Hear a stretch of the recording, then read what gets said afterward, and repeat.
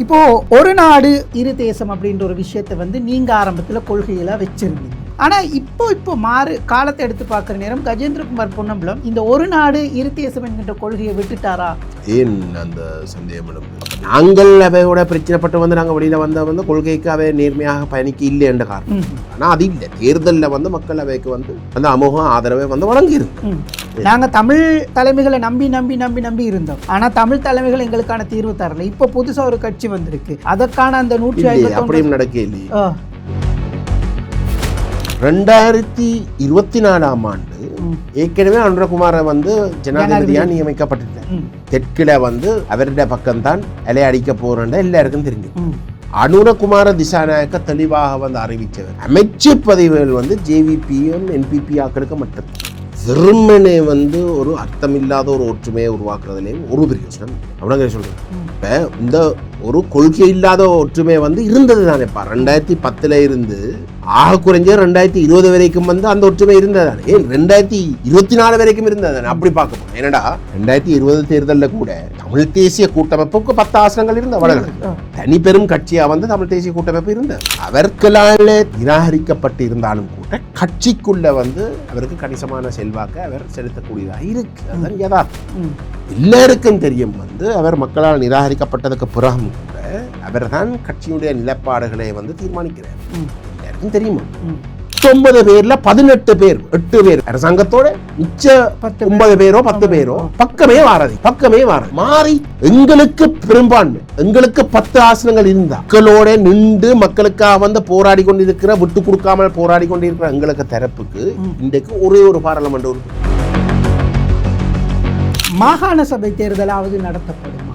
அவை இந்த மாகாண சபை தேர்தலை வச்சால் அவைக்கு கட்டாயம் அந்த 2024 கிடைச்ச அங்கீகாரம் இனி வரப்போறது நியாயமான சரிவு வரும். அந்த சரிவு ஒரு தேர்தலை வச்சு மாகாண சபையில அந்த சரிவு அவை காட்டினதுக்கு பிறகு அந்த அரசியலமைப்பு விஷயம் சக்சஸ் ஆக போறது.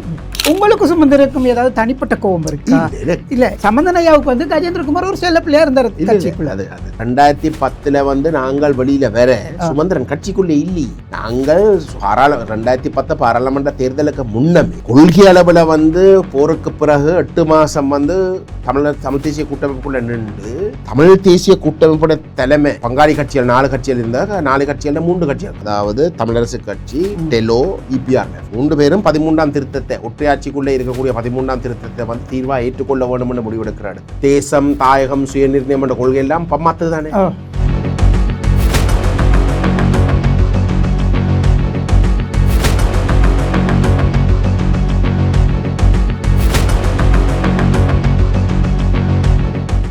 மகுடம் டிவி சொந்தங்களுக்கு வணக்கம். மகுடம் டிவியினுடைய சதுரங்கம் நிகழ்ச்சியினூடாக இணைந்திருக்கின்றோம். சதுரங்கம் நாட்டினுடைய நடப்பு விவகாரங்கள், உலகத்தினுடைய நடப்பு விவகாரங்கள், அரசியலிலே என்ன நடக்கிறது, நாட்டிலே என்ன நடந்து கொண்டிருக்கின்றது என்கின்ற விடயங்கள் எல்லாம் பேசிக்கொண்டிருக்கின்றோம். நாட்டிலே பல விடயங்கள் இப்போது இந்த காலகட்டத்திலே இந்த வாரத்திலே பேசப்பட்டு கொண்டிருக்கிறது. குறிப்பாக உயிர்த்த ஞாயிறு தாக்குதல் தொடர்பிலே பேசப்பட்டு கொண்டிருக்கிறது. அதே போன்று பயங்கரவாத தடை சட்டம் தொடர்பிலே 2 இடங்களில் 2 விடயங்களுக்காக பேசப்பட்டு கொண்டிருக்கிறது. உண்மையில் வடக்கு கிழக்கை பொறுத்தவரையிலே ஒரு சொல்லிசை பாடகர் கைது செய்யப்பட்டிருக்கிறார். இதனுடன் தொடர்புடைய பல விடயங்கள் பேசப்பட்டு கொண்டிருக்கிறது. கொழும்பை பொறுத்தவரையிலே, தெற்கை பொறுத்தவரையிலே சுரேஷ் சலோ கைது செய்யப்பட்டு இப்பொழுது விளக்கு மறியலில் வைக்கப்பட்டிருக்கிறார். அவரினுடைய இந்த விவகாரம் தொடர்பிலும் பேசு பொருளாக மாறியிருக்கிறது. இதையும் தாண்டி மக்களினுடைய பிரச்சனைகள் பல பகுதிகளிலே பல விடயங்களாக பேசப்பட்டு கொண்டிருக்கிறது. அந்த வகையிலே நாங்கள் இன்றைய எங்களுடைய சதுரங்கம் நிகழ்ச்சியிலே வடக்கு கிழக்கு தாண்டி இலங்கையினுடைய அரசியல் பேசுவதற்கு தயாராக இருக்கின்றோம். வடக்கு கிழக்கில் என்ன நடந்திருக்கிறது, என்ன நடக்கப் போகிறது, இன்னும் மக்கள் மத்தியிலே பேசு பொருளாக இருக்கக்கூடிய தமிழர்களினுடைய பிரச்சனைகளுக்கு தீர்வு என்று கிடைக்கப் போகிறது, இந்த தீர்வு தொடர்பிலே பேசிக்கொண்டிருக்கக்கூடிய தலைமைகள் என்ன செய்து கொண்டிருக்கிறது என்கின்ற ஒரு விடயம் தொடர்பிலும் பேசுவதற்கு தயாராக இருக்கின்றோம். அதற்காக நாங்கள் இன்றைய எங்களுடைய சதுரங்கம் நிகழ்ச்சிக்காக அழைத்திருக்கின்றோம் தமிழ் தேசிய பேரவையினுடைய தலைவர், அதே போன்று யாழ் மாவட்ட பாராளுமன்ற உறுப்பினர், சட்டத்தரணி கஜேந்திரகுமார் பொன்னம்பலம் அவர்களை இன்றைய சதுரங்கம் நிகழ்ச்சிக்கு அழைத்திருக்கின்றோம். வணக்கம் ஐயா. உங்களுக்கு வணக்கம். ஆரம்பத்திலே உங்கள்கிட்ட நான் ஒரு கேள்வி கேட்கணும் அப்படின்னு சொல்லியிருந்தேன். இப்போது ஒரு நாடு இரு தேசம் அப்படின்ற ஒரு விஷயத்தை நீங்கள் ஆரம்பத்தில் கொள்கையில் வச்சுருந்தீங்க. ஆனால் இப்போ காலத்தை எடுத்து பார்க்குற நேரம் கஜேந்திரகுமார் பொன்னம்பலம் இந்த ஒரு நாடு இரு தேசம் என்கின்ற கொள்கையை விட்டுட்டாரா அப்படின்ற கேள்விக்குறி எனக்கு எழும்புது. உண்மையிலே அந்த கொள்கையில் தான் இருக்குங்களா? ஏன் அந்த சந்தேகம் எழும்புது? இல்லை, நிறைய இடங்களை தொடர்பில் பேசுறது இல்லை அப்படின்ற ஒரு விடயத்தை நாங்கள் எங்களுடைய அந்த ஒரு நாடு இரு தேசம் என்று சொல்கிறது இந்த நாடு இலங்கை நாடு, இலங்கை என்ற நாட்டுக்குள்ளே இப்போதைக்கு இருக்கிறது வந்து நடைமுறையில் வந்து ஒரே ஒரு தேசம். அந்த தேசம் வந்து சிங்கள பௌத்தர்களுடைய கையிலே என்ன சொல்கிற ஆக்கிரமிக்கப்பட்ட ஒரு தேசமாக இருக்கின்றது. ஆனால் எங்களை பொறுத்தவரையில், தமிழ் மக்களை பொறுத்தவரையிலே இலங்கை தீவில் வந்து 2 தேசங்கள் இருக்குது. அந்த தேசங்கள் எந்த அடிப்படையிலே வந்து அறிமுகப்படுத்தப்படுகின்றதுண்டா வந்து மொழியின் அடிப்படை. சிங்களம் பேசுகின்ற ஒரு தேசம், மற்ற தமிழ் பேசுகின்ற தேசம், தமிழ் மொழியை பேசுகின்ற தேசம். அதான் நாங்கள் பார்க்கிறோம். இது மன்னிக்கணும், இது நாங்கள் பிரித்து கொண்டதா இல்லை நம்ம அரசியலமைப்பில் பிரிக்கப்பட்ட விடயங்களா? இல்லை, சர்வதேச அரசியலில் ஒரு மக்கள் கூட்டம், ஒரு மக்கள் கூட்டத்துக்கு வந்து தனக்கென்று ஒரு தெளிவான வரையறுக்கப்படக்கூடிய நிலப்பரப்பு, அதுக்குண்டு ஒரு விசேட கலாச்சாரம், அதுக்குண்டு ஒரு மொழி, மற்ற தன்னுடைய அந்த மக்கள் கூட்டம் தன்னுடைய கூட்டு வாழ்க்கையை தக்க வைக்கக்கூடிய பொருளாதார பலம், இந்த 4 அம்சங்கள் வந்து ஒரு குறிப்பிட்ட ஒரு மக்கள் கூட்டத்துக்கு, ஒரு குறிப்பிட்ட ஒரு பீப்புள் தரப்புக்கு வந்து இருக்குதாக இருந்தால் அந்த மக்கள் கூட்டத்துக்கு தேச அந்தஸ்து உரித்தானவர்கள், தேச அந்தஸ்துக்கு உரித்தானவர்கள் அல்லது ஒரு பீப்புள் ஆக வந்து சர்வதேச சட்டத்தில் கணிக்கப்படுகின்ற பொழுது அந்த தரப்புக்கு சுயநிர்ணய உரிமை உண்டு. சுயநிர்ணயம் என்றால் தாங்களாகவே தங்களை தலைவிதியை நிர்ணயிக்கக்கூடிய உரிமை என்றால் சுயாட்சி உரிமை. அந்த வகையில் வந்து தமிழ் பேசும் மக்கள் இலங்கை தீவில் காலங்காலமாக வடகிழக்கு பிரதேசத்தில், வடகிழக்கும் கூட உண்மையில் புத்தளம் சேர்த்து தான் இருந்தது, ஆனால் காலப்போக்கில் வந்து அது முழுமையாக சிங்களமயமாக்கப்பட்டுருது. இப்போ அந்த வகையில் வந்து இன்றைக்கு வடகிழக்கில் குறைஞ்சபட்சம் வந்து வடகிழக்கில் வந்து ஒரு தேசமாக அங்கீகரிக்கப்படுறதுக்குரிய அத்தனை அந்தஸ்துகளும் இருக்குது. அது மட்டும் இல்லாமல் வந்து என்ன போர்த்துகேயர் இந்த இலங்கை தீவை ஆக்கிரமிக்கிறதுக்கு முதல் வடகிழக்கு வந்து ஒரு தமிழ் மன்னரான வந்து ஆளப்பட்ட ஒரு பிரதேசம். நிர்வாக ரீதியாக பிரித்தானியர்கள் வந்து இலங்கை தீவுக்கு வருகை தந்ததுக்கு பிறகுதான் நாடு ஒரு நிர்வாக அழகுக்குள்ளே கொண்டு வரப்படும். அதுக்கு முதல் வந்து போர்த்துகேயராக இருக்கலாம், ஒல்லாந்தர்களாக இருக்கலாம், வந்து வடகிழக்கையும் தெற்கையும் வந்து வேறு வேறையாகத்தான் நிர்வகித்தன. அதாவது 2 நிர்வாகங்களாக இருந்திருக்கு, நிர்வாகங்களாக இருக்கு. அவை ஒரே ஆக்கள் ஆக்கிரமித்திருந்தாலும் கூட நிர்வாகத்தை கூட வந்து தனித்தனியாக தான் செய்தது. ஏனென்றால் அது தனித்தனியாக வந்து அவை கைப்பற்றவை. ஆகவே சரித்திரம் அப்படி இருக்க சட்டமும் எங்களுக்கு அந்த தேச அந்தஸ்தை வழங்க நாங்கள் ஒரு தனி தேசமாக வந்து அங்கீகரிக்கப்படணும் என்றதுதான் எங்களுடைய கோரிக்கையாக இருக்கு. அது 48ஆம் ஆண்டில் இருந்து அந்த கோரிக்கை நிராகரிக்கப்பட்டு, இல்லாட்டி அந்த கோரிக்கை அங்கீகரிக்கப்படாமல் இருந்து 79 76 வருஷங்கள் கழிஞ்சதுக்கு பிறகு அந்த அந்த அந்தஸ்து எங்களுக்கு அங்கீகரிக்கப்படாமல் நாங்கள் அனுபவப்பட்டதோட அது இன்னும் அவசியம் என்றது தான். வெறும் சட்டம் எங்களுக்கு உரித்தானது என்றதை தாண்டி நாங்கள் அதை பெறாவிட்டால் வந்து எங்களுடைய அடையாளம் அளிக்கப்படும் என்ற அடிப்படையில் தான் நாங்கள் அந்த கோரிக்கையை வந்து முன்வைக்கிறோம். அப்போ அந்த கோரிக்கை வந்து நடைமுறையில் வந்து 2 தேசங்கள் இந்த நாட்டுக்குள்ளே 2 தேசங்கள் தான் வரும். தமிழ் தேசம் அங்கீகரிக்கப்படணும்னு தான் அங்கே கோரிக்கை. அப்போ 2 தேசங்கள் நாட்டை பிரிக்காமல் செய்வதாக இருந்தால் அது ஒரு சமஷ்டி ஆட்சி முறை ஊடாக மட்டும்தான் அடையலாம், ஒற்றையாட்சி ஊடாக செய்யலாம். அப்போ குறைஞ்சபட்சம் வந்து ஒரு சமஷ்டி ஆட்சி முறையை நாங்கள் பெற்றே ஆகணும். அப்போ அந்த அடிப்படையில் தான் நாங்களோட கோரிக்கை இருக்குது. அது நம்ம அதே கொள்கையில் தான் இருக்கிறீங்க. அதில் ஒரு மாற்றம். இப்போ நான் சில விஷயங்களை நீங்கள் இப்போ இந்த நேர்காணலுக்கு இல்லை இந்த நிகழ்ச்சிக்கு வார முதல்ல சில விஷயங்கள் வந்து நான் தேடி பார்த்தேன். எனக்கு தெரிஞ்ச ஒரு மூத்த அரசியல்வாதிகள்கிட்ட சில இப்போ உங்களுடைய தாத்தா காலத்திலிருந்து ஜிஜி பொன்னம்பலம் காலத்திலிருந்து இப்போ அவருடைய மகன், அதுக்கப்புறம் நீங்கள் அவருடைய பேரன், இப்படியான ஒரு தலைமுறை வார நேரம் இந்த காலத்துக்கு காலம் இந்த விடயத்தில் வந்து மாறுபட்ட கருத்துக்கள் இருக்குது அப்படின்னு சொல்லியிருக்கிறாங்களா? அவர் தாத்தா வந்து ஃபெடரல் முறையை விரும்பினார் அப்படின்ற ஒரு விஷயத்தை வந்து இல்லை. என்னுடைய பேரனர் வந்து ஃபெடரல் முறையை வந்து பெரிய அளவில் வந்து விரும்பவில்லை.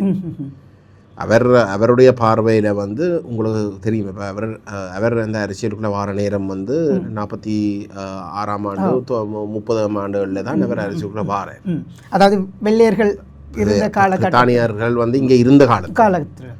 அப்போ அந்த காலத்தில் வந்து அவர் தமிழருக்குன்ற ஒரு தனி கட்சி ஒன்று அவசியம் என்று முடிவெடுக்கிறதுக்கு காரணம் என்னென்றால் சேப்பி அருணாச்சலம் அப்போ இலங்கையர்கள் என்ற ஒரு பார்வையில் வந்து தமிழ் தலைவர்கள் சேப்பி ராமநாதன், சேப்பி அருணாச்சலம் போன்றவர்கள் எல்லாம் வந்து தங்களை வேறுபடுத்தி வந்து பார்க்க ஒரு பொது அடையாளம் இலங்கையர்கள் என்ற ஒரு ஸ்ரீலங்கன்ஸ் என்ற அடையாளத்துக்குள்ளே தான், சிலனீஸ் என்ற அடையாளத்துக்குள்ளே தான் அவர்கள் செயல்பட விரும்பினார்.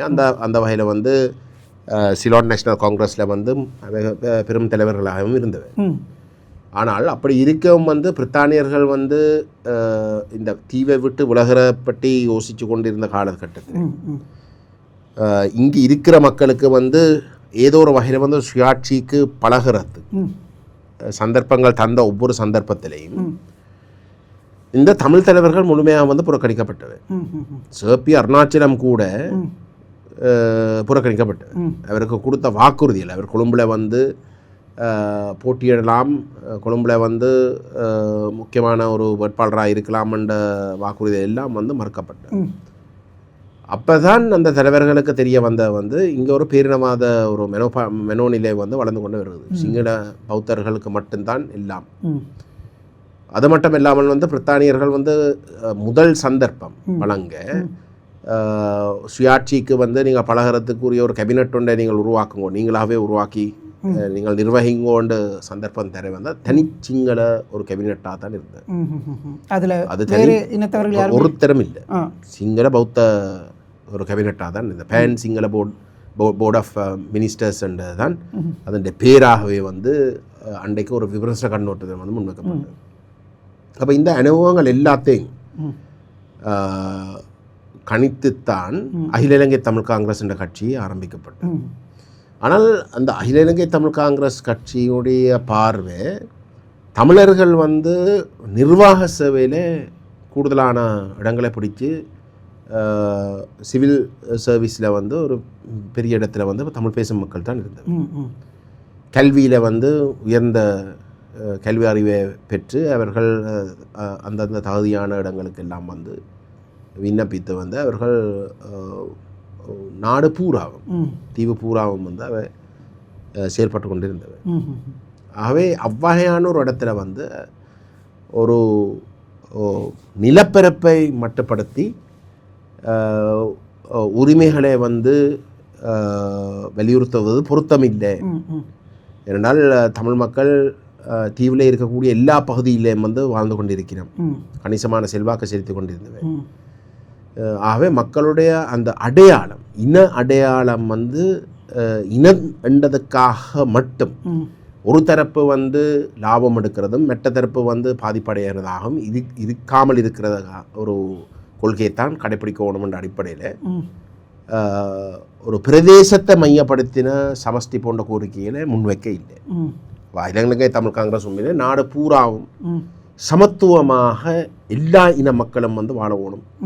ஒரு இனம் தன்னுடைய எண்ணிக்கைன்ற பெரும்பான்மையை வைத்துக்கொண்டு இன்னொரு இனத்தை நசுக்கக்கூடாது என்ற அடிப்படையில் தான் 50-50 கோரிக்கை முன்வைச்சு. அதாவது சிங்கள பௌத்தர்களுக்கு வந்து 50% ஆசனங்களும் மிச்ச அனைத்து இனத்தவர்களுக்கும் மதத்தவர்களுக்கும் சேர்ந்து 50 வீதம். அப்படி என்றால் ஒரு சிங்கள அரசாங்கம் வந்து தனக்கு விரும்பின ஒரு சட்டத்தை நிறைவேற்றவும் இன்னொரு இனத்தவர்களுடைய ஆதரவை பெறாமல் வந்து நிறைவேற்ற முடியாது. சரி, அப்போ அது ஒரு ஒரு புரிந்துணர்வையும் ஒரு அந்யோன்யத்தையும் வந்து ஏற்படுத்தும் என்ற நம்பிக்கையில் தான் அந்த கோட்பாட்டை முன்வைச்சது. ஆனால் அந்த கோட்பாடை முற்றுமுழுதாக நிராகரித்து மாறாக வந்து ஒரு பேரினவாத ஒரு போக்கைத்தான் சிங்கள மக்களுடைய தலைவர்கள் வந்து கடைபிடிச்சார் 48ஆம் ஆண்டில் இருந்து. அப்போ தமிழ் அரசியல் என்றதை வந்து அடுத்த கட்டத்துக்கு போகணும். இப்போ நீங்கள் நாடு பூராவும் வந்து நாங்கள் அந்யோன்யமாக ஒரு பொது அடையாளத்தோடு நாங்கள் சிங்களம் என்ற அந்த எண்ணிக்கைன்ற பெரும்பான்மையை வச்சு மற்றவர்களை நசுக்காமல் செயல்படுறதை வந்து நீங்கள் விரும்பாவிட்டால் அடுத்த கட்டமாக மாறாக வந்து நீங்கள் அப்படித்தான் செயல்படுறீர்கள் என்றால் அடுத்த கட்டமாக குறிஞ்ச வந்து எங்களுடைய பாரம்பரிய பிரதேசத்திலாவது நாங்கள் ஒற்றுமையாக இருக்கணும். நாங்கள் இல்லை தமிழர்களை வந்து பாதுகாப்பாக இருக்கணும், தமிழ் பேசும் மக்கள் பாதுகாப்பாக இருக்கணும். அதுண்ட அடுத்த வளர்ச்சம்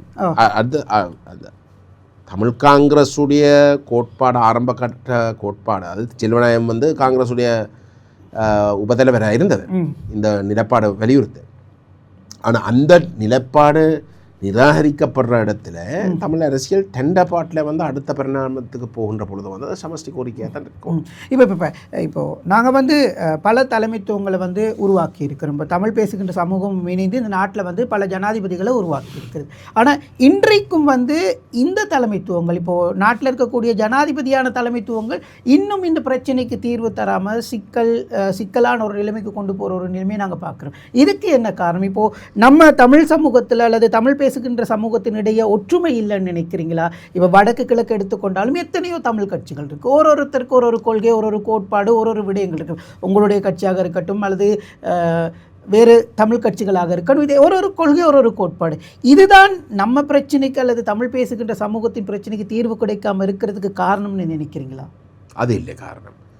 இப்போ அப்படி என்ன வந்து சிங்கள மக்கள் வந்து மட்டும் என்ன ஒற்றுமை இருக்கா?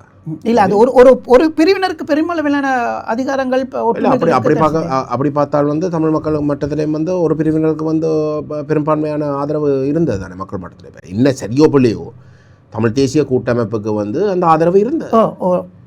2009க்கு பிறகு போருக்கு பிறகு வந்து தமிழ் தேசிய கூட்டமைப்பு தமிழ் மக்களுடைய ஏகோபித்த ஆதரவை பெற்ற ஒரு கட்சியாக இருந்தது. அப்படிங்க சொல்கிறேன். நாங்கள் அவையோட பிரச்சனைப்பட்டு வந்து நாங்கள் வெளியில் வந்து கொள்கைக்கு அவை நேர்மையாக பயணிக்க இல்லை என்ற காரணம். ஆனால் அது இல்லை, தேர்தலில் வந்து மக்கள் அவைக்கு வந்து அந்த அமோக ஆதரவை வந்து வழங்கியிருந்தது. சரிதானே? ஆனால் எந்த ஒரு அரசாங்கம் வந்து அவர்கள் தேர்தல் காலத்தில் வந்து கேட்டு ஆணையை பெற்ற ஒரு நிலைப்பாட்டை வந்து ஏற்றுக்கொள்ள இல்லை. தமிழ் தேசிய கூட்டமைப்பு அந்த கொள்கைக்கும் அந்த ஆணைக்கும் நேர்மையாக பயணித்தது இல்லை. அதுதான் எங்களுடைய குற்றச்சாட்டு. அதனால தான் நாங்கள் வெளியில் வாரோம். அவே சமஷ்டி என்று சொல்லி போட்டு ஒரு நாளும் சமஷ்டியை வந்து வலியுறுத்த இல்லை. ஆனால் நீங்கள் சொல்கிறபடி பார்த்தால் வந்து மக்களுடைய ஆணை முக்கியம் என்று சொன்னால் அந்த மக்களுடைய ஆணையை பெற்று இருக்கின்ற ஒரு இடத்துல அட்லீஸ்ட் இந்த கூட்டமைப்போடையாவது வந்து இந்த சிங்கள தலைவர்கள் வந்து அப்படி என்றா வந்து உண்மை நேர்மையாக நடந்து கொண்டு இருக்கணுமே. ஒரு காலகட்டத்தில் இது தொடர்பான நகர்வுகள் இருந்துச்சு இல்லையா? தீர்வுகள் என்ற நகர்வுகள், இப்போ தமிழ் மக்களுக்கான தீர்வுகள், இவர்களுடைய பிரச்சனைகளுக்கான தீர்வு கொடுக்கணும் என்ற நகர்வுகள் இருந்துச்சு இல்லையா? இப்போ மஹிந்த ராஜபக்ஷ ஆட்சி காலத்தில் 13+ தருவேன் அப்படின்ற விஷயங்கள் எல்லாம் சொல்லியிருந்தாங்க. அந்த காலகட்டத்தில் கஜேந்திரகுமாரும் ஒரு முக்கியமான இதாக பேசப்பட்டார் இல்லையா? மஹிந்தவுடன் தொடர்பில் இருக்கிறாரு, தீர்வுகள் கிடைக்கும், பேசப்படுது அப்படின்ற ஒரு விஷயங்கள் வந்து சொல்லப்படல. அந்த நாங்கள் மஹிந்தோட தொடர்பு வச்சிருக்கோம் அந்த அந்த குற்றச்சாட்டை வந்து பொய்யாக வந்து முன்வைச்சது வந்து கூட்டமைப்பு. ஏன்னா நாங்கள் கூட்டமைப்பை விட்டு விலகினோம். அப்போ இவே வந்து அந்த நேரம் வந்து கொள்கையிலே இருந்து விலகிறார்கள் என்ற நிலப்பாட்டை அம்பலப்படுத்தி தான் நாங்கள் விலகிறோம் போருக்கு பிறகு. ஏனென்றால் தமிழ் தேசிய கூட்டமைப்பு வந்து ஒற்றையாட்சிக்குள்ளே வந்து 13ஆம் திருத்தத்தை தீர்வாக ஏற்றுக்கொள்றதுக்கு இணங்கினவை. அந்த அடிப்படையில் தான் மஹிந்த ராஜபக்ச வந்து 13ஆம் திருத்தத்தை வந்து வலியுறுத்துகிற தான் நடைமுறைப்படுத்துகிற வாக்குறுதியை வந்து கொடுத்த. அப்போ ஆனால் இவே மக்களுக்கு வந்து 13ஆம் திருத்தம் வந்து ஒற்றையாட்சி. அப்போ 13ஆம் திருத்தத்தை ஏற்றுக்கொள்ள தயாரென்று வந்து மக்கள்கிட்ட சொல்லி வந்து வாக்க பெற இல்லை. மாறா வந்து சமஷ்டி என்று சொல்லித்தானே, சுயநிர்ணயம் என்று சொல்லித்தானே வாக்க பெற்ற. அப்போ இவன் வாக்கை பெற்றதுக்கு பிறகு வந்து ராஜபக்சோட வந்து ஒரு புரிந்துணர்வு போய் வந்து இதுதான் இப்போதைக்கு வந்து கொடுப்பிரம்னு சொல்ல வலிக்கிட்டேன். அப்போ நாங்கள் அந்த இடத்துல வந்து எங்களுக்கு தெரிய வர இவன் வந்து எல்லாத்தையும் கைவிட போயினோம்னு தெரிய வர நாங்கள் இதான் அம்பலப்படுத்துகிறோம். இவே ஒற்றையாட்சிக்கு இணங்கிட்டோம், இவே சமஷ்டிக்கு நேர்மையாக பயணிக்க போகிறது இல்லைன்னு சொல்லி தான் நாங்கள் வெளியில் வாரோம். அவே சொல்லலாமோ வந்து நாங்கள் உண்மையை சொல்லித்தான் வெளியில் வாரோம். கஜேந்திரகுமார் எங்களோட கொள்கை ரீதியாக வந்து நாங்கள் சமஷ்டியை கைவிட்டுட்டோம், நாங்கள் ஒற்றையாட்சிக்குள்ளே வந்து நாங்கள் 13ஆம் திருத்தத்துக்கு இணங்க போகிறோம் என்று சொன்னால் அதோட இவன் அரசியல் முடியும். அப்போ அதை சொல்லிடா தானே. ஆனால் நாங்கள் வெளியில் வந்துட்டோம், நாங்கள் இந்த உண்மையை சொல்லி போட்டு தான் வெளியில் வரோம். அப்போ அதை மூடி மறைக்கிறது அந்த குற்றச்சாட்டு, நாங்கள் முன் வச்ச குற்றச்சாட்டை மூடி மறைக்கிறதுக்கு ராஜபக்ச தரப்பை பலப்படுத்துறதுக்கு வந்து தமிழ் தேசிய கூட்டமைப்பை உடைச்சு வந்து கஜேந்திரகுமார் வந்து வெளியில் வந்த பொய் குற்றச்சாட்டை தான் அவை முன்வச்சவை. அது தொடர்பில் நிறைய இருந்துச்சு இல்லையா எம்பி? நான் உங்களை பற்றி நீங்கள் இந்த இப்படி தொடர்பில் இருக்கிறீங்க என்ற கருத்து பரவலாக பேசப்பட்டுச்சு, பெரிய அளவில் பேசப்பட்டுச்சு இல்லையா? இல்லை நான் சொல்கிறேன், மஹிந்த ராஜபக்சோட தொடர்பில் இல்லை அவங்க சொல்லியிருந்தாங்க, அதுதான் அவங்க சொல்லுவாங்க. வாய் துறந்தாய் பொய் சொல்கிற தரப்பாவன்னு இன்றைக்கு வந்து தமிழ் தேசிய கூட்டமைப்பு அப்படிப்பட்ட ஒரு தரப்புன்னு தெரிஞ்ச வரைத்தான் இன்றைக்கு வந்து 16-22 ஆசனங்கள்ல இருந்து இந்த 8 ஆசனங்கள் வந்து குறைஞ்சிருக்கு. அப்படிங்க சொல்கிறேன். அப்போ வேண்ட குற்றச்சாட்டுகள் வந்து இன்றைக்கு மக்கள் மட்டத்தில் வந்து இவங்க வாய் துறந்தா பொய் சொல்கிற ஒரு தரப்புன்றதை வந்து இன்றைக்கு நிரூபிக்கப்பட்டிருக்கு.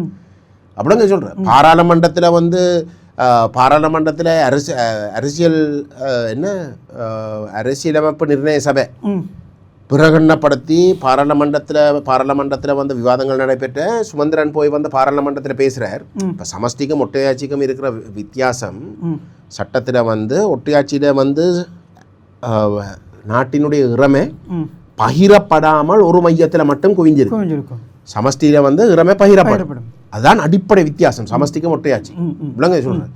பாராளுமன்றத்தில் வந்து சுமந்திரன் பேசுகிறார் வந்து எங்களுக்கு வந்து இறமை பகிரப்பட வேண்டிய தேவை இல்லை, நாங்கள் அதை கேட்கவும் இல்லை, என்ன ஒற்றையாட்சியை தான் கேட்குறார்.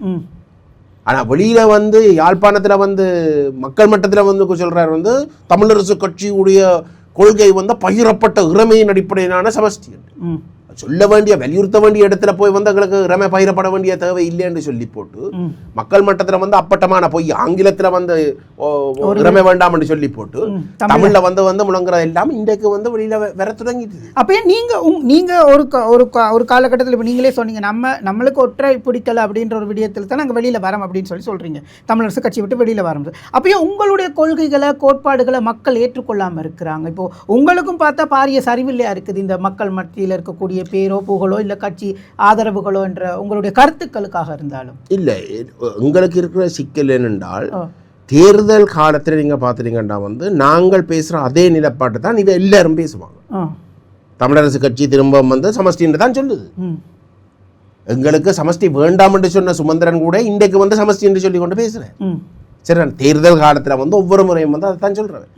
அப்போ இப்போ சாதாரண இப்போ அரசியலில் மிக தீவிரமாக ஒவ்வொரு நாளும் வந்து காலையிலேருந்து இரவு எங்களை போல காலையிலேருந்து இரவு வரைக்கும் வந்து அரசியலே பார்க்காதவர்கள் தங்கள தொழிலில் இருந்து கொண்டு இருந்திருந்து வந்து பத்திரிகை ஊடாக வந்து பார்த்து ஒரு பேட்டி வந்து இந்த பேட்டியை பார்க்குறவர்கள் எந்தளவு தூரத்துக்கு வந்து இவே ஏமாத்தினம் என்றதை விளங்கி கொள்ளுவாங்கன்றதை வந்து எடுத்த எடுப்புக்கு வந்து அதை விளங்கி கொள்கிற கஷ்டம். அனுபவத்தில் வந்து சமஷ்டி சொல்கிறாங்க, இப்போ இந்த இப்படியும் கதைக்கிறாங்க, இப்போ இந்த இப்படி 10 வருஷம் 15 வருஷம் 20 வருஷமாக ஒன்றும் நடக்குது இல்லை. அரசாங்கத்தோட கதைக்கிற ஒவ்வொரு முறையும் வந்து அவங்க வேறு ஏதோ கதைக்கிறாங்க.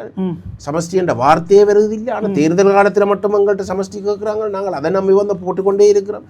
ரெண்டு ஒரு கட்டத்தில் வந்து அவர்களுக்கு வந்து அந்த அனுபவம் வரும். அந்த அனுபவம் வாரதுக்கு நேரம் எடுக்கு. இப்போ அப்படியான ஒரு அனுபவத்துடைய மாற்றம் தான் இப்போ இந்த நடந்து முடிந்த தேர்தல் அப்படின்னு சொல்லி நினைக்கிறீங்களா? நாங்கள் தமிழ் தலைமைகளை நம்பி நம்பி நம்பி நம்பி இருந்தோம், ஆனால் தமிழ் தலைமைகள் எங்களுக்கான தீர்வு தரல. இப்போ புதுசாக ஒரு கட்சி வந்திருக்கு, அதற்கான அந்த 150 அப்படியும் நடக்கலையே. இப்போ நம்ம எடுத்துக்கொண்ட எம்பி ஒரு சின்ன மன்னிக்கணும் எடுத்துக்கொண்ட இப்போ கிழக்கில் மட்டும்தான் அரசாங்கத்தினுடைய தரப்பில் குறைவான வாக்குகள் பதிவு செய்து கிழக்கு மட்டும்தான் காப்பாற்றப்பட்டிருக்குன்னு சொல்லப்படுது. ஆனால் மற்ற இடங்கள் எல்லாம் வந்து அவங்களுடைய ஆசனங்கள் அதிகரித்து கிழக்கு இல்லை வந்து அவங்க மட்டக்களப்புன்னு சொல்கிறாங்க. மட்டக்களப்பில் வந்து தேசிய மக்கள் சக்திக்கும் விட தமிழரசு கட்சிக்கு வந்து வாக்கு மட்டக்களப்பு மாவட்டத்துக்கு மட்டும் கிடைச்சிட்டு. ஆனால் அப்படி இல்லையே. இப்போ மட்டக்களப்பில் வந்து நாங்களும் பலவீனமாக இருக்கிற இடத்துல வந்து தமிழரசு கட்சி மட்டும்தான் பிரதான கட்சியாக வந்து அங்கே இருந்த தமிழ் கட்சியாக.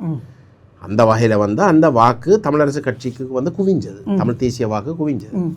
ஆனால் நீங்கள் மெட்ட மாவட்டங்களை எடுத்துக்கொண்டாலும் மெட்ட மாவட்டங்களில் வந்து மெட்ட கட்சிகள் நாங்கள் உட்பட வந்து கணிசமான பலத்தோடு வந்து இருக்கிறோம். தமிழரசு கட்சியும் சமஷ்டி சொல்லி தான் போட்டியிட்டது, நாங்களும் சமஷ்டி என்று தான் போட்டியிட்டது. டிடிஎன்ஏ சமஷ்டி என்று சொல்லி சங்கு அவங்க சமஷ்டி என்று போட்டியிட்டு அப்படியே கென பெயர் வந்து பிரிஞ்சு நின்றாலும் அவை சமஷ்டி என்று சொல்லித்தான், தமிழ் தேசத்துடைய அங்கீகாரம் சமஷ்டி சுய நிர்ணயம் என்று சொல்லித்தான் வாக்கை கேட்டது. அந்த வாக்குகளை நீங்கள் கூட்டி பார்த்துறீங்கன்னா வந்து தேசிய மக்கள் சக்தி கிட்டவே இல்லை. அவ்வளோங்க சொல்கிறேன். அப்போ தமிழ் தேசியத்தை வலியுறுத்தி போட்டியிட்டு வாக்கை பெற்ற தரப்போட வாக்குகளை கூட்டி பார்த்தால் தெளிவாக வந்து தமிழ் தேசிய நிலப்பாட்டுக்கு தான் தமிழ் மக்கள் இன்றைக்கு கூடிந்த 2024 தேர்தலையும் கூட தெளிவாக வாக்களிச்சு. இப்போ ஒரு நல்ல உதாரணம் யாழ்ப்பாணத்தை எடுக்கணும். யாழ்ப்பாணத்தில் தான் ஒரு பெரிய புரட்சி நடந்த மாதிரி வந்து பொதுவாக பேசப்பட்டது. யாழ்ப்பாணத்தில் 2020ஆம் ஆண்டு தேர்தலில் இபிடிபிக்கு வந்து 45,000 வாக்கு கிடைச்சது. ஸ்ரீலங்கா சுதந்திர கட்சியினுடைய வேட்பாளர் அங்கஜன் ராமநாதனுக்கு வந்து 49,000 வாக்கு கிடைச்சது.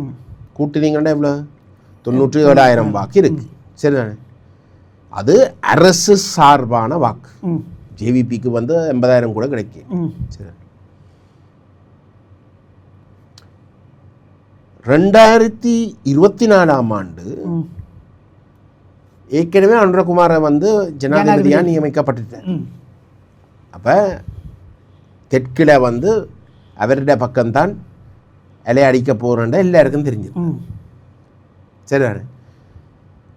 அனுரகுமார திசாநாயக்க தெளிவாக வந்து அறிவித்தவர் வந்து அமைச்சு பதவிகள் வந்து ஜேவிபியும் என்பிபி ஆக்களுக்கு மட்டும்தான், வேறு எந்த ஒரு கட்சி தரப்புகளுக்கும் வந்து கிடைக்க போகிறது. ரெண்டா வளமையாக டக்ளஸ் தேவானந்தா வந்து தேர்தலுக்கு பிறகு இபிடிபி என்று தனியாக கேட்டு தேர்தலுக்கு பிறகு போய் தெரிவு செய்யப்படுற அரசாங்கத்தில் போய் ஒட்டி அமைச்ச பதவியை எடுக்கிற.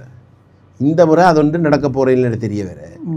வளமையாக அவருக்கு வந்து அந்த அரசு அங்கீகாரத்தை விரும்பி வாக்குகள் போடுகின்ற மக்கள் இவருக்கு போட்டு பிரயோசனம் இல்லை என்று நினைச்சு ஜேவிபிக்கு போட்டார். அதே மாதிரி அங்கஜன் ராமநாதன் வாக்கு வங்கியும் வந்து ஜேவிபிக்கு போட்டு.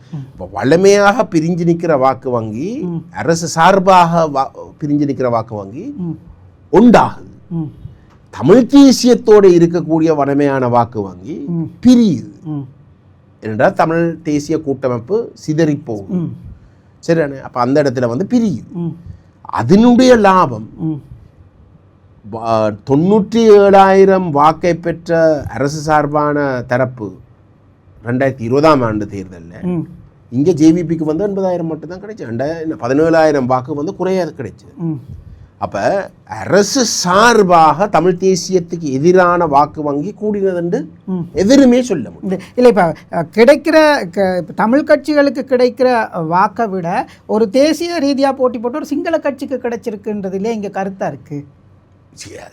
அப்படி பார்க்குற இல்லையே, அரசு தரப்பு அரசோட வந்து யார் போகிறது அப்படிங்க சொல்கிறாங்க. அரசோட வந்து போகிற தரப்புக்கு வந்து யார் வலிமையாக வாக்களிக்கிறான்ற அந்த மக்கள் கூட்டம் வந்து இந்த முறை வந்து அரசோட வலிமையாக போகிற தமிழ் கட்சிகளோட வந்து வாக்களித்த பிரயோசனம் இல்லைன்னா வந்து இந்த முறை வந்து அந்த தனி தெற்கே சார்ந்த ஒரு கட்சி மட்டும்தான் அமைச்சு பதவியில் வந்து நியமிக்க போகிறேன்டா சொன்னால் அந்த கட்சியினுடைய வேட்பாளருக்கு வந்து தமிழ் வேட்பாளராக இருக்கிற இடத்துல வந்து வாக்களிப்போம்னு சொல்லித்தான் அந்த அது மாறினது.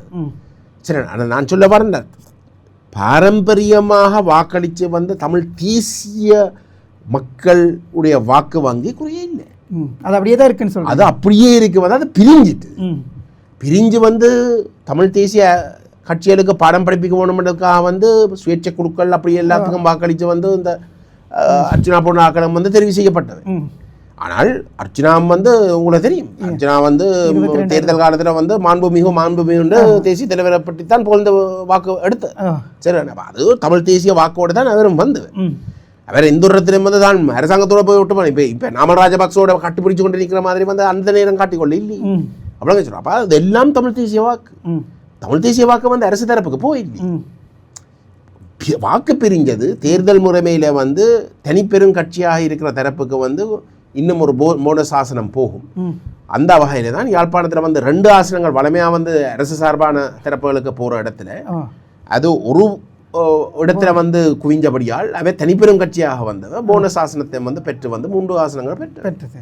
அப்போ இதில் வந்து அவே தமிழ் தேசிய அரசியலில் இருந்து தமிழ் மக்கள் பிரிஞ்சிட்டினம் இல்லாட்டி விலகிட்டினம் என்று சொல்ல வார அந்த கருத்து நான் முற்றிலும் நிராகரி. இப்போ மன்னிக்கணும். இப்போ உங்களுடைய இந்த பிளவு இப்போ நீங்கள் தனி கட்சிகளாக இருக்கிறதுனால இந்த பிளவு வந்து எங்களுடைய தமிழ் சமூகத்தினுடைய உரிமைகளையும் பிரச்சனைகளையும் பேசி வெல்றதுக்கு மிக ஒரு கஷ்டமான ஒரு சூழ்நிலை ஏற்படுத்துது அப்படின்ற ஒரு கருத்து இருக்கு இல்லையா? அதை நீங்கள் ஏற்றுக்கொள்கிறீங்களா? இப்போது சிறு கட்சிகளாக நிறைய கட்சிகள் வந்து இப்போ நீங்கள் சொன்னது போல் சுயேட்சை குழுக்களுக்கு கூட மக்கள் 20,000 22,000 வாக்களை வழங்குறாங்க.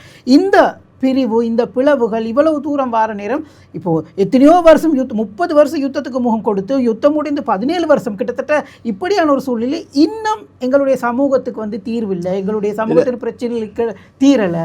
அப்போ அப்படின்ற குற்றச்சாட்டு நீங்கள் எப்படி பார்க்க? அதில் அந்த ஒரு விரக்தி வந்து நியாயமானதுன்றதை நான் ஏற்றுக்கொள்வேன். ஆனால் அதுக்காக வெறுமனே வந்து ஒரு அர்த்தமில்லாத ஒரு ஒற்றுமையை உருவாக்குறதுலேயும் ஒரு பிரயோஜனம் இல்லை. அப்படின்னா சொல்கிறேன். இப்போ இந்த ஒரு கொள்கை இல்லாத ஒற்றுமை வந்து இருந்தது தானேப்பா. 2010 இருந்து ஆக குறைஞ்ச 2020 வரைக்கும் வந்து அந்த ஒற்றுமை இருந்தது தானே. ஏன் 2024 வரைக்கும் இருந்தது தானே. அப்படி பார்க்க போனோம். ஏன்னாடா போன 2020 தேர்தலில்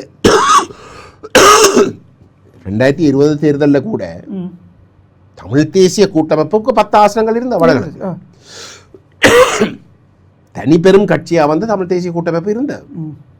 அப்படி பார்க்க போனால் வந்து ஆணையை கிடைச்ச தரப்பாக வந்து ஒரு தரப்பு இருந்தது. இன்றைக்குத்தான் அந்த ஆணையன்றது வந்து எந்த ஒரு தரப்புக்கும் இல்லை. ஆனால் அது 2024 வரைக்கும் தெளிவாக வந்து தமிழ் தேசிய கூட்டமைப்புக்கு வந்து அந்த ஆணை இருந்தது. என்ன அடைஞ்சது? நீங்கள் என்னத்தை செய்தீங்க அந்த ஆணையை வச்சு? நான் கேட்குறேன். கொள்கை இல்லாமல் சரிதானே சமஷ்டி என்ற பொய்யை சொல்லி வாக்கை பெற்று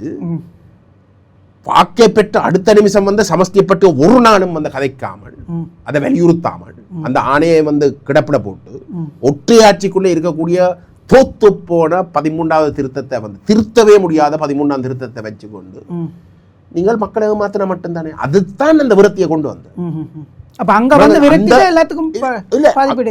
கட்டாயம். ஏனண்டா தமிழ் தேசிய கட்சிகள் என்று சொல்லி தமிழ் தேசிய கட்சிகளுக்கு வந்து ஆணையை கொடுத்து அந்த தமிழ் தேசிய கட்சிகள் வந்து ஏமாத்தினதான் மக்கள் பார்ப்பிடும்.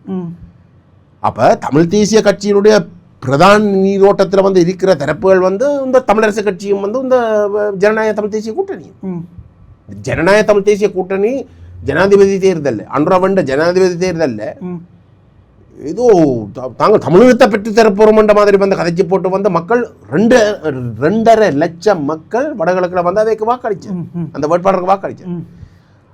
சங்க சின்னத்துக்கு வாக்களிச்சு அடுத்த நிமிஷம் அந்த சங்க சின்னத்தில் இருக்கக்கூடிய கட்சிகள் போய் வந்து இந்திய தூதுவரை சந்திச்சு போட்டு 13ஆம் திருத்தத்தை பற்றி தான் காய்ச்சு. இவ்வளோ சொல்றேன். அப்ப இந்த விரக்தி இது ஜனாதிபதி பாராளுமன்ற தேர்தலுக்கு முன்னம் நடந்தது. அப்ப இந்த விரக்தி இந்த தமிழ் தேசிய கட்சிகள் கூட்டமைப்புன்ற பெயரில் தமிழரசு கட்சி செய்த அநியாயத்தை பேருந்து ஏதோ தாங்கள் தான் எல்லாத்தையும் காப்பாற்ற போகிறோம் என்று சொல்லி போட்டு ஒரு ஜனாதிபதி பொது வேட்பாளரை கொண்டு சிவில் சமூகம் எல்லாம் ஆதரித்து எல்லாம் செய்து போட்டு அடுத்த நிமிஷம் வந்து தேர்தலுக்கு பிறகு வந்து இப்படி ஒரு பலமான ஒரு ஆணையை கொடுத்து அடுத்த நிமிஷம் போய் வந்து ஒற்றையாட்சிக்குள்ளே இருக்கக்கூடிய 13ஆம் திருத்தத்தை வந்து என்ன தமிழரசு கட்சியும் தமிழ் தேசிய கூட்டமைப்பு இதுக்கு முதல் செய்ததை தான் இந்த சங்கு பொது வேட்பாளர் வந்து செய்ய.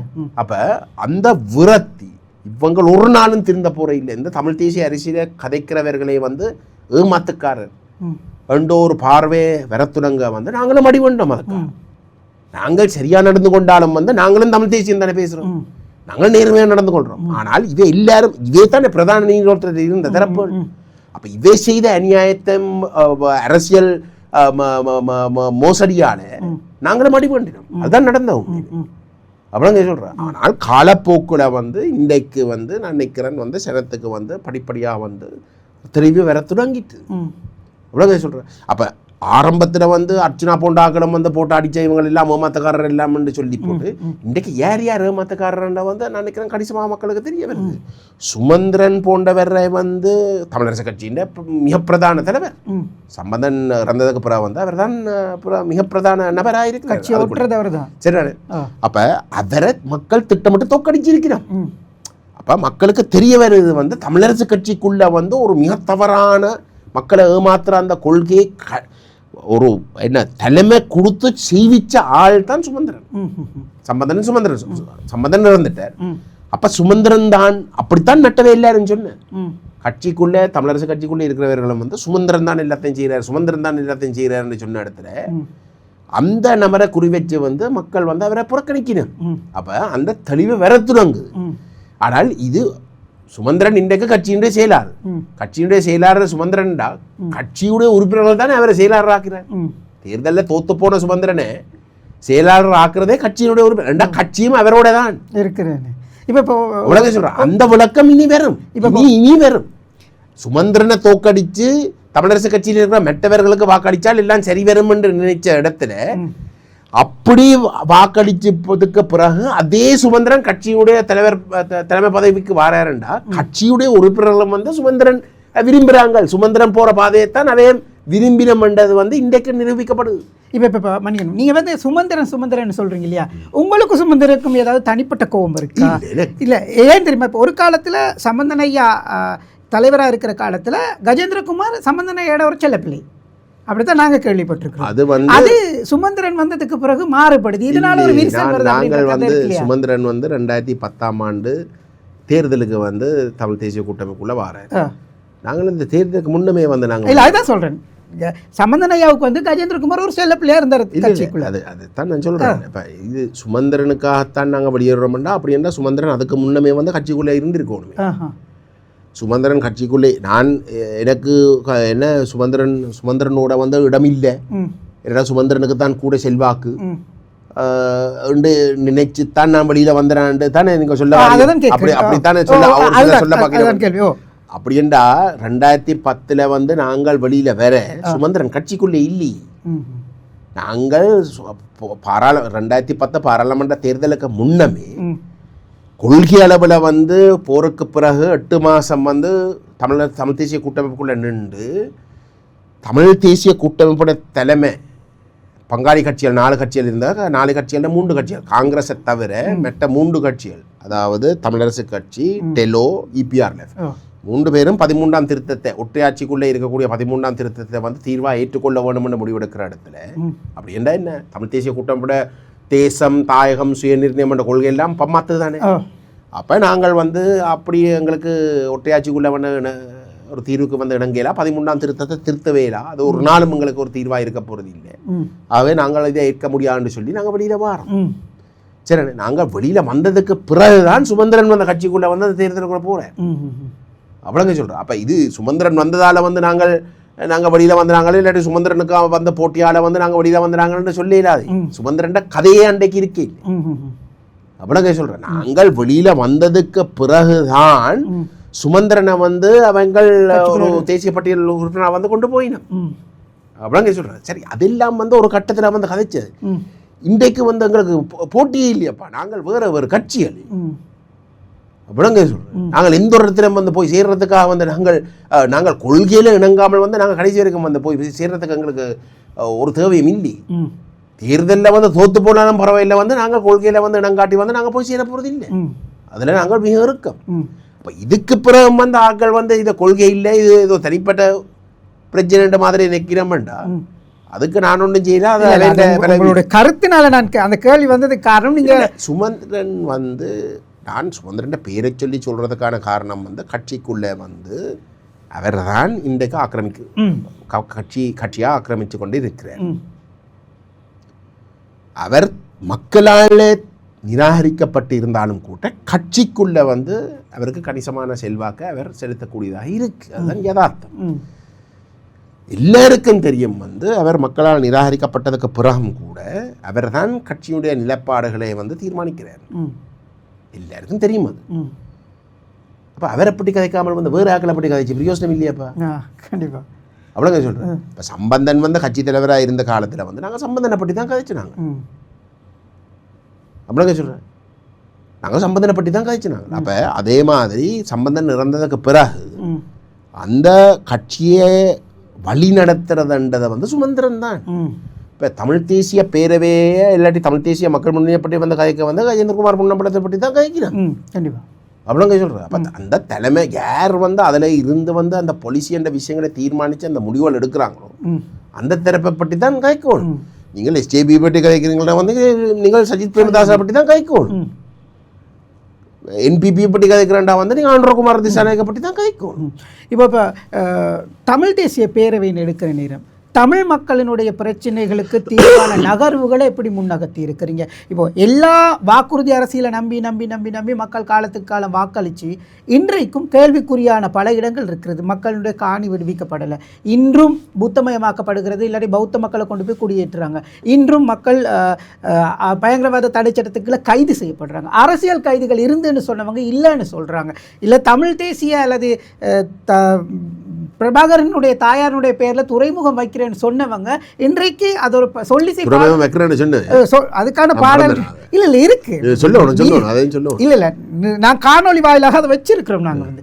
ஆனா இன்றைக்கு இப்படியான நடவடிக்கைகள் வந்து ஈடுபடுறாங்க. இப்போ உங்களுடைய பேரவையாக இதற்கான நடவடிக்கைகளை நீங்க என்ன நகர்வுகள் எடுக்க? நாங்கள் மட்டும்தானே இதை அம்பலப்படுத்தி வந்து நாங்கள் இதை கடுமையாக எதிர்க்கிறோம். நீங்கள் சொன்னது நாங்கள் மட்டும்தானே அதை செய்கிறோம். இல்ல செய்யறவங்க இருக்கிறீங்க, அதுதான் நான் கேட்குறேன். உங்களும் இப்போ இதுக்கான நடவடிக்கை என்ன? இல்லை இப்போ உதாரணத்துக்கு காணிகளை வந்து விடுவிக்கிறேன்னு சொல்லி போட்டு காணிகளை விடுவிக்காமல் வந்து அதை சட்டப்பூர்வமாக பறிக்கிறதுக்குரிய நடவடிக்கை எடுக்க வந்து அதை தடுக்கிறாங்க. யார் தடுக்கிறாங்க? கிரவுண்டில் வந்து யார் முன்னுக்கு நின்று தடுத்து கொண்டிருக்கிறாங்க? நாங்கள் மட்டும்தான். மக்கள் செய்கிறாங்க, மக்கள் போராட்டம், மக்கள் செய்கிறாங்க. மக்களோட வந்து நாங்கள் மட்டும்தான் நிற்கிறோம். மக்களை வழி நடத்துறது வந்து நாங்கள். மக்களை வந்து நீங்கள் இதை எதிர்க்கணும், நீங்கள் இவை ஆக்கிரமிக்கிறதுக்கு வந்து சேவை செய்யறதுக்கு அனுமதிக்க கூடாது, சேவையரண்டா அந்த அளக்கிறதுக்கு வந்து அனுமதிக்க கூடாதுன்னு சொல்லி ஒவ்வொரு சந்தர்ப்பத்திலையும் வந்து நாங்கள் அந்த மக்களை வழி நடத்தி வந்து நாங்கள் முன்னு நிற்கிறது வந்து நாங்கள். இப்போ அரசாங்கம் குற்றச்சாட்டு இப்போ தையட்டி எடுத்துக்கொண்டா வந்து அரசாங்கம் குற்றச்சாட்டை வந்து நாங்களோட அரசியல் பின்னணியில் தான் இந்த போராட்டம் நடக்குது. அப்படிங்க சொல்கிறேன். என்னென்னா எங்களை பொறுத்தவரையில் வந்து நாங்கள் அந்த மக்களுக்கு சில வந்து இந்த அரசியல் நோக்கங்கள் விளங்கிக் கொள்ளாமல் இருக்கலாம், அவையை வழிநடத்த வேண்டிய பொறுப்புங்களிடம் தான் இருக்கு. கண்டிப்பாக. சரி, அப்போ நாங்கள் அவைக்கு போய் வந்து அவைக்கு கைட் பண்ணி நாங்கள் இப்படித்தான் செய்யணும்னு சொல்லி வாக்குறுதிகள் இல்லாட்டி அளக்கிறதுக்கு விடக்கூடாண்டு என்ன சொல்கிறேன் அட்வைஸை வந்து கொடுக்குறது எல்லாம் நாங்கள் தான். அதில் இருந்து நாங்கள் பின்வாங்க போகிறது இல்லை, அதுங்கிற கடமை. அப்படி செய்கிறதால தான் இன்றைக்கு கூட வந்து அரசாங்கம் வந்து அதை ஆக்கிரமிக்க முடியாமல் இருக்கு, சட்டப்பூர்வமாக்க இயலாமல் இருக்கு. அப்படிங்க சொல்லலாம். அப்போ அது மாதிரி ஒவ்வொரு என்ன மெட்டாக்களும் வந்து செய்யலாமே. அப்பா ஏன் நாங்கள் மட்டும்தானே வந்து அதை செய்யணும்? நாங்கள் மட்டும் தானே அந்த போராட்டங்களை செய்யணும்? நீங்க பண்றதுனால அவங்க வராமல் இருக்கலாம். ஏன் ஏன் ஏன் அது அங்க ஒரு கான்ஃப்ளிக்டும் இதுதான் நான் சொல்றேன். அவைக்கு ஒரு கான்ஃப்ளிக்டும் இல்லை. அவை இந்த மக்களுடைய உண்மையான நிலங்களுக்காக இல்லை, பேச்சுக்கு மட்டும்தான், பேச்சுக்கு மட்டும்தான். ஆனால் உண்மையிலே அந்த மக்களுக்கு தேவைப்படுற இந்த கையெட்டிய வழக்கு போடாமல் அந்த உள்ளூராட்சி சபையை வந்து உங்களுக்கு தெரியும் தானே, ஒரு கட்டடம் கட்டுறேன்டா வந்து உள்ளூராட்சி சபையின் அனுமதி இல்லாமல் வந்து செய்யவே இல்லை. உங்களோட வீட்டை வந்து மெனசர கூடத்தை கட்டுறேன்டாலும் வெளியில சரி ஒரு காணின்ற ஒரு தொங்கல்ல வந்து கட்டுறேன்டாலும் வந்து அனுமதி இல்லாமல் வந்து ஒரு ஒரு கல்லு கூட வைக்க சரிதானே. இந்த இந்த சட்டவிரோத ஆலயம் வந்து கட்டப்பட கையெட்டி பிரதேசத்தில் வந்து வெளிகாமம் வடக்கு உள்ளூராட்சி சபையினுடைய தவிசாளர் பதவியில் இருந்த தமிழரசு கட்சியின் ஆள் சுமந்திரன் வலது கை சரிதானே. அந்த பாதிக்கப்பட்ட மக்கள் அந்த உரித்து காணி உடைய மக்கள் வந்து இந்த இப்படி கட்டுறாங்கன்னு போய் சொல்ல அவர் அந்த மக்களுக்கு வந்து கொடுத்த வாக்குறுதி வந்து சுமந்திரனை கொண்டு வந்து வழக்கு தாக்கல் செய்ய போறோம், அதை நாங்கள் நிப்பாட்டுவோம்.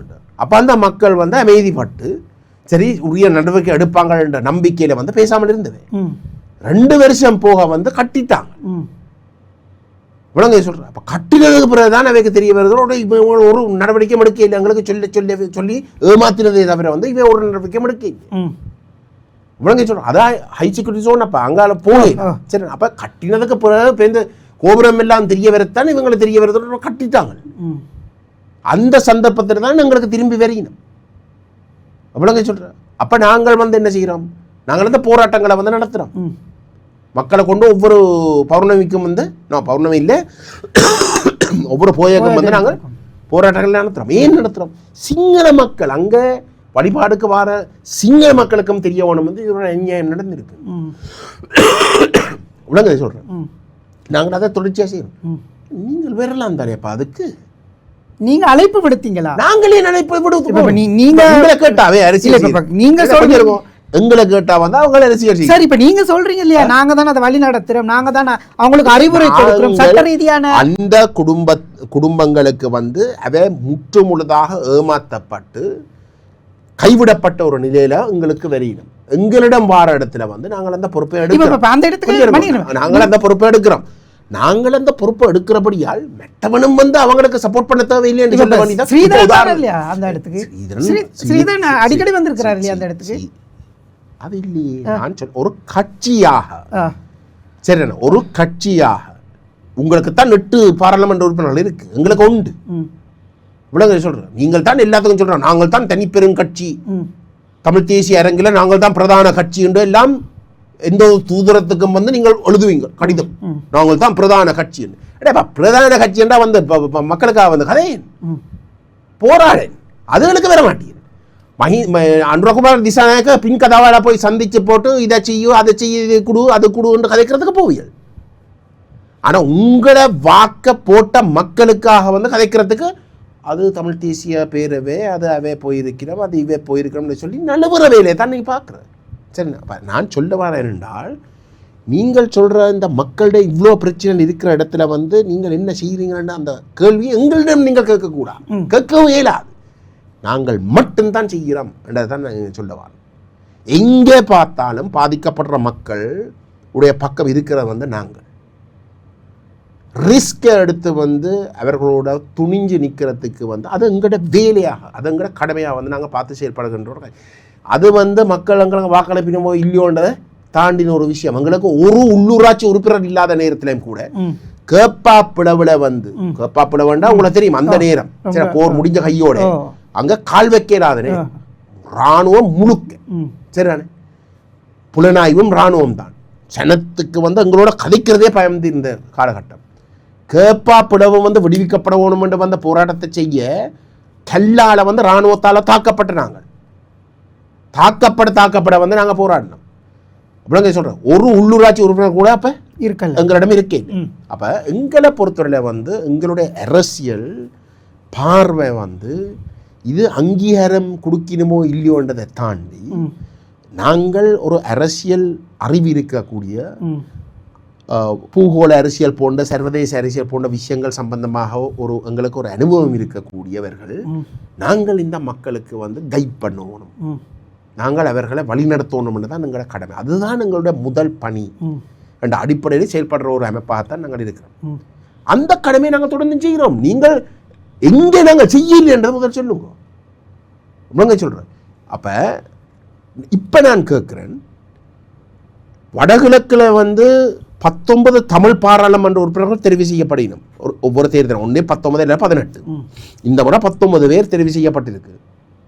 ஆனால் இந்த வேலை இந்த மக்களுடைய பாதிப்புகள் நடக்கிற இடத்துல வந்து மக்களோட நின்று மக்களுக்காக வந்து விட்டு கொடுக்காமல் வந்து இருக்கிற தரப்பு வந்து தமிழ் தேசிய பேரவையாக இல்லாட்டி தமிழ் தேசிய மக்கள் முனையாக இருக்கிற இடத்துல எங்களுக்கு ஒரு பாராளுமன்ற உறுப்பினர் 19 பேர்ல 18 பேர் 8 பேர் அரசாங்கத்தோட மிச்ச 9 பேரோ 10 பேரோ பக்கமே வாரதில்லை மாறி எங்களுக்கு பெரும்பான்மை எங்களுக்கு 10 ஆசனங்கள் இருந்தா மக்களோட நின்று மக்களுக்காக வந்து போராடி கொண்டிருக்கிற விட்டு கொடுக்காமல் போராடி கொண்டிருக்கிற எங்களுக்கு தரப்புக்கு இன்றைக்கு ஒரு பாராளுமன்ற உறுப்பினர். ஆனா மாறி அந்த மக்கள் எங்களுக்கு 10 ஆசனங்கள் குறைஞ்சது கொடுத்திருந்தால் அந்த 10 ஆசனங்களோட நாங்கள் எந்த அளவுக்கு சாதிச்சிருக்கலாம்? ஏன் மக்கள் உங்களுக்கு இந்த அங்கீகாரம் மக்கள்கிட்ட தான் நீங்க ஒரு கட்சியினுடைய தலைவரா அல்லது ஒரு அமைப்பினுடைய தலைவரா இருக்கிற இவ்வளவு இறங்கி என்னுடைய தந்தையார் வந்து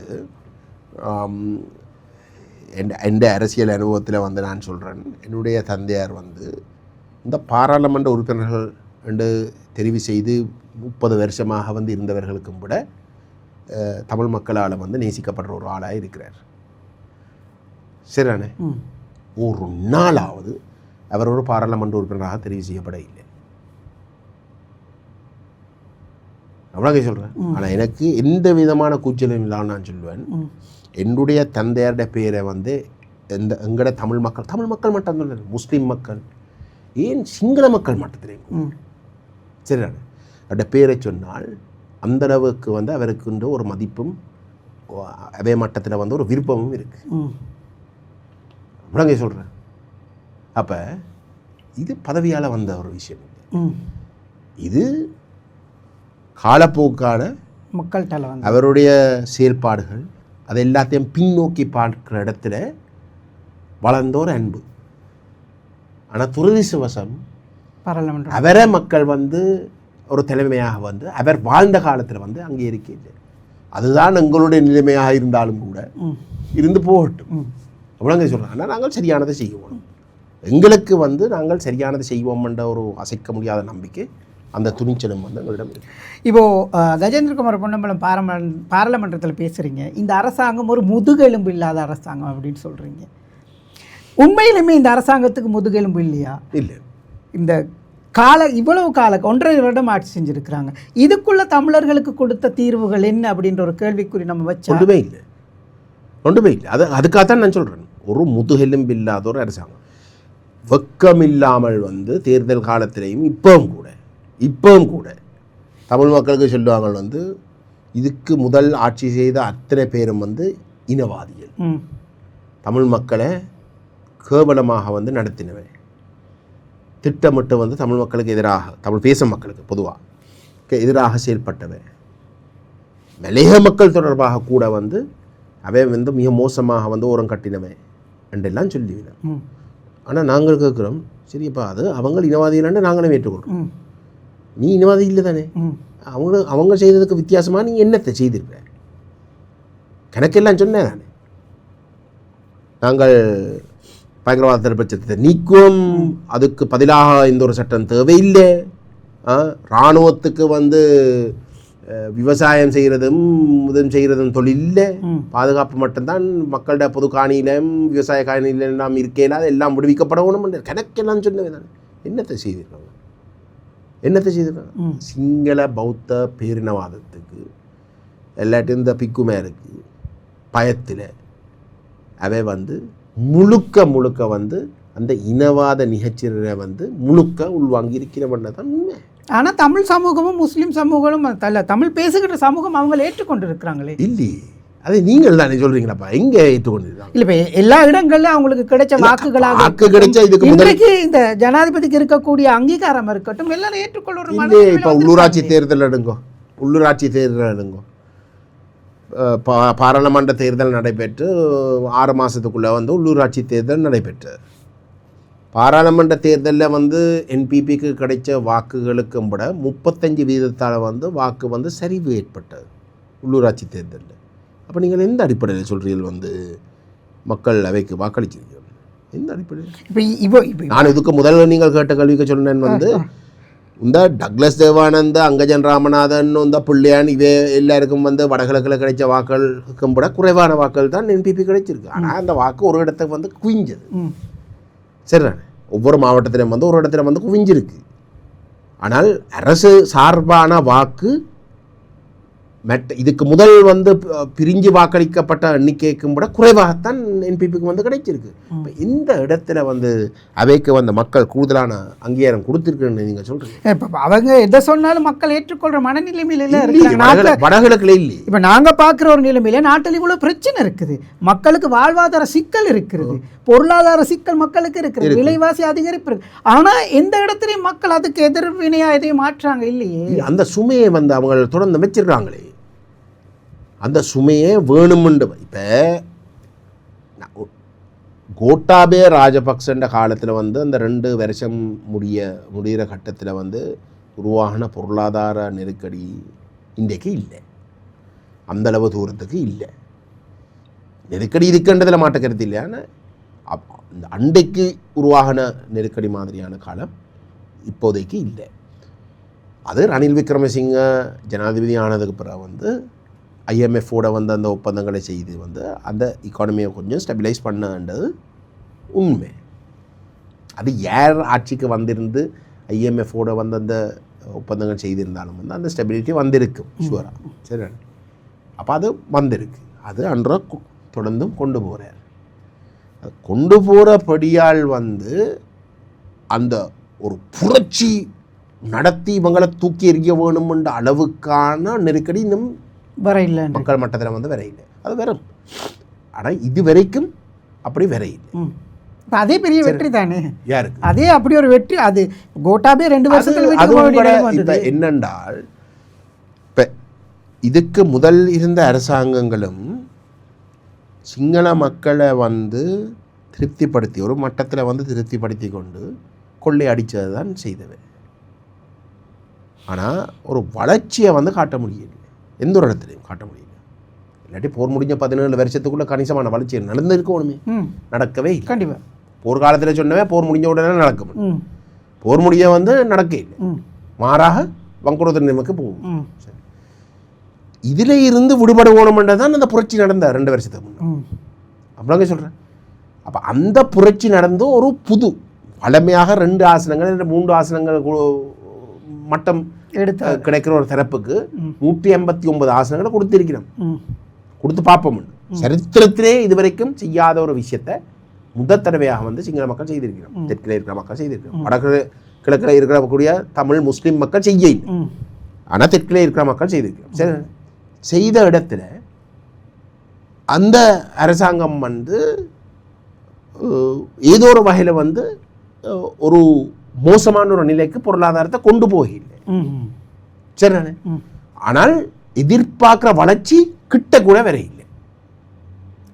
ஒரு புரட்சி ஆள மக்கள் கொண்டு வந்த நேர்மையான அரசியலை செய்தால் இந்த நாடு முன்னேறும் என்று கொடுத்த வாக்குறுதி ஒன்றுமே நிறைவேற இல்லை. ஆனால் மாறாக வந்து ஒரு மிக மோசமான ஒரு நிலைக்கு திரும்ப போகவும் இல்லை. அப்படி என்றா மக்கள் கொஞ்சம் காலத்தை வந்து கொடுப்பினோம். இந்த நிலைமை சருக தொடங்கினா அடுத்த நிமிஷம் வந்து இவை எல்லாரும் வீட்டை ஓட வேண்டி வரும். அப்படிங்க சொல்கிறேன். அப்போ அது அந்த நிலைமையை வந்து வரும். ஏனென்றால் இந்த அரசாங்கத்துக்கு வந்து இவை ஐஎம்எஃப்க்குரிய ஆக்கள் இல்லை, இவை ஒரு லெஃப்டிஸ்ட் பின்னணியில் இருக்கிறவர்கள். அப்போ இவைக்கும் அந்த சித்தாந்தத்துக்கும் ஒத்து போகாது. இவண்ட அடிப்படை உறுப்பினர்கள் இன்றைக்கு வந்து ஒரு மார்க்சிசவாத சித்தாந்தத்தில் வந்து வளர்ந்தவர். அப்போ இப்போ அவைக்கு வந்து கடைசி வரைக்கும் வந்து இந்த ஐஎம்எஃப்டைய நிகழ்ச்சிகளுக்குள்ளே வந்து அதை தீவிரமாக முன்கொண்டு போக முடியாது. அப்படி என்றால் நாங்கள் பொருளாதாரத்தை வந்து சும்மா மிதங்கி கொண்டு தான் இருக்க போகிறோம், வளரப்போகிறது இல்லை.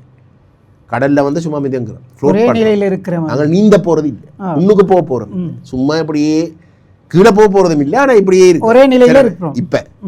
ஆனால் 2028 இந்த நாட்டினுடைய கணனுடைய முழு சுமையும் வந்து அனுபவிக்க வேண்டி வரும் 2028. சரிதானே?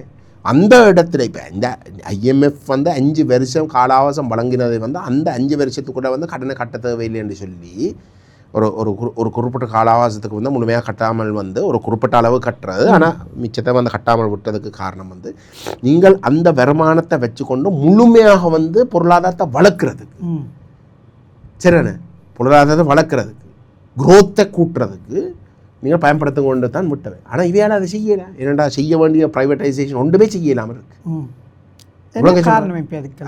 சித்தாந்தம் அவங்க போய் ப்ரைவேட்டைஸ் பண்ணிடலாம்ப்பா.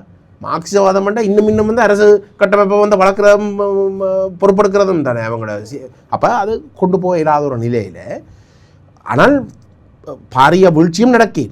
சரி, ஆனால் அந்த முழு சுமையும் வருகின்ற பொழுது 2028 அந்த 5 வருஷ காலம் அவகாசம் முடிவுக்கு வருகின்ற பொழுது அந்த ஐஎம்எஃப் திட்டத்தின் படி வந்து பொருளாதாரம் வளர்ந்திருக்க வேண்டிய நிலைமை இருக்க போகிறது இல்லை.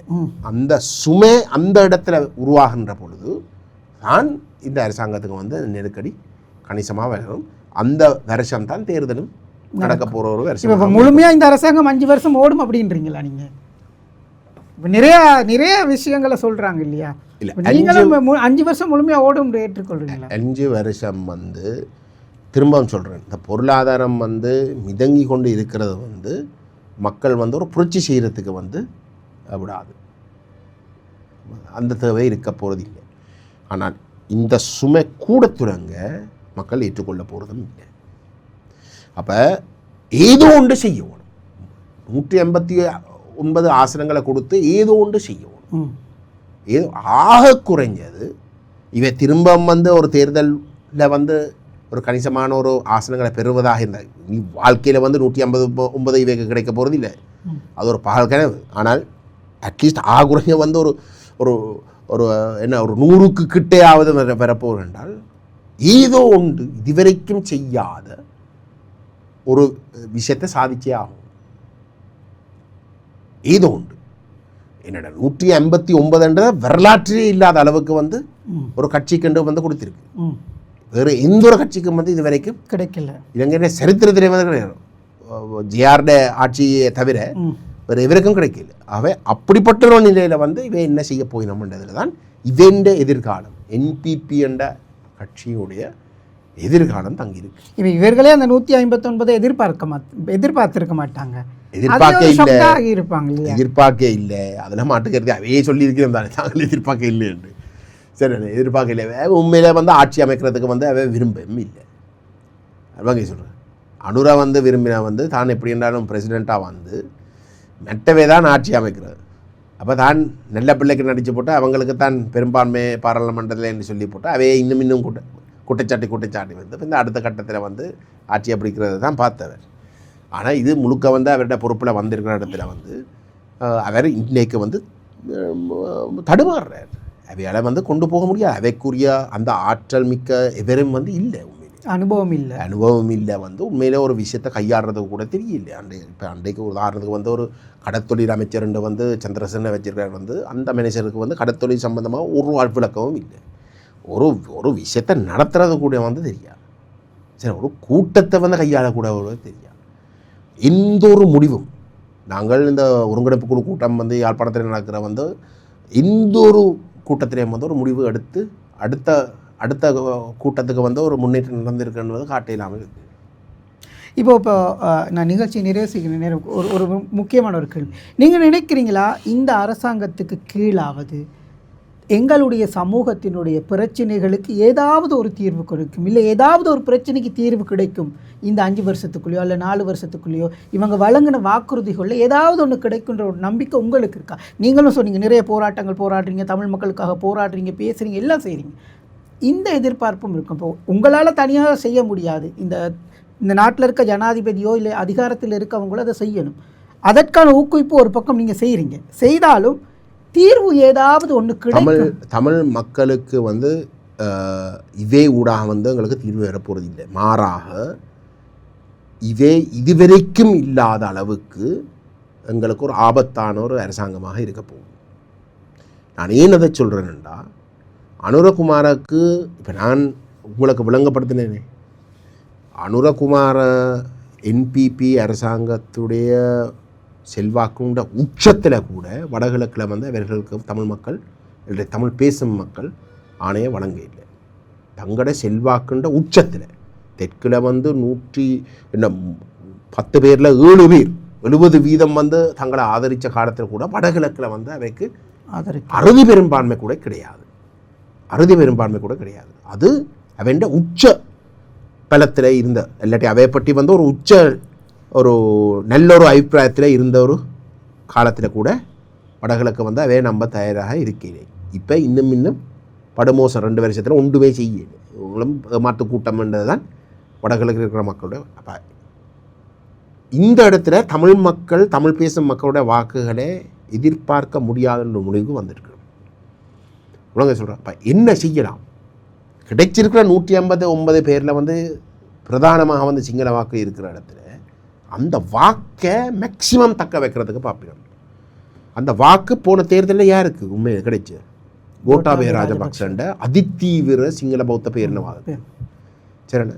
அப்போ இவை மேக்சிமம் வந்து அதுக்கு தீனி போடுறதுக்கு தான் பார்ப்போம்.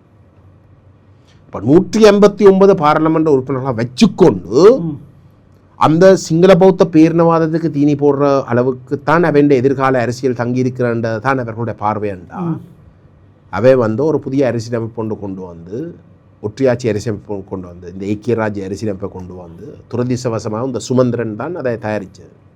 தமிழ் தரப்பில் ஒற்றையாட்சியை வந்து நாங்களே விரும்பி ஏற்றுக்கொள்றதுக்குரிய ஒரு பச்சை துரோகத்தை வந்து செய்கிறதுக்கு வந்து அவர் தான் முழுமையாக வந்து சம்பந்தனோட வந்து தயாரித்தது.